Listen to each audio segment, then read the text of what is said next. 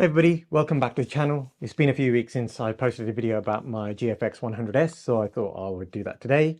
I recently had an opportunity to photograph a classic car show not far from where I am here in Peterborough in East Anglia in the United Kingdom, and it was a great event. Some amazing cars, some beautiful cars, ranging all the way like from the 90s all the way back to the 60s. So it was a lot of fun. I used my GFX 100S and a lens that I mentioned on the channel before, my Mitakon 65 f1.4. Now, I have talked about this before, so I'm not going to spend too much time talking about this lens. However, I have to say this. I genuinely am really enjoying photographing with this lens. It really is a spectacular lens. It is completely manual focus. As I mentioned before, there is no contact points on the mount, so there's no EXIF data. You really are kind of going back into the 80s and 90s styles, maybe the 80s style of photography where everything was manual focus. And it really is just an amazing experience using this lens. It's optically very, very good. Even at f1.4, it's sharp, probably not as sharp as some other autofocus modern mirrorless lenses.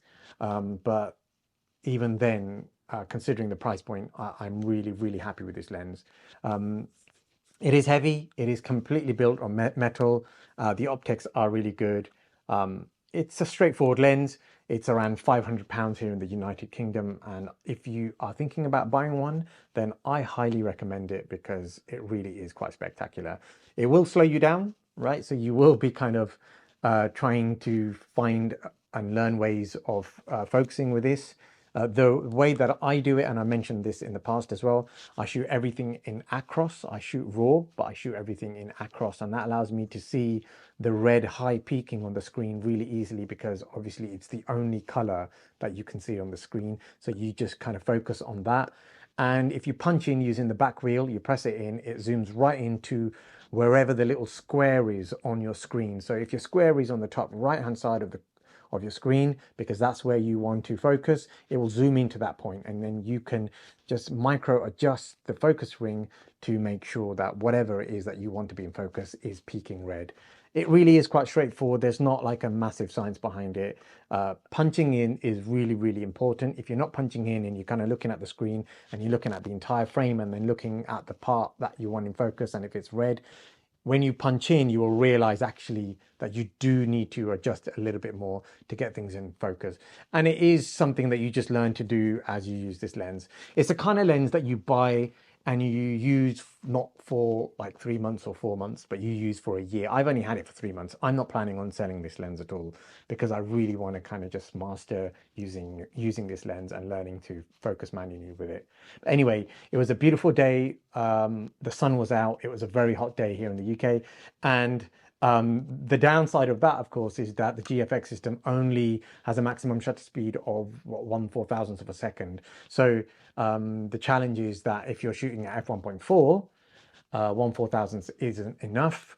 I don't have a ND filter for this because it's a weird 72mm filter size, which I don't think is that common. Usually it's like 77, 82, 62, 58.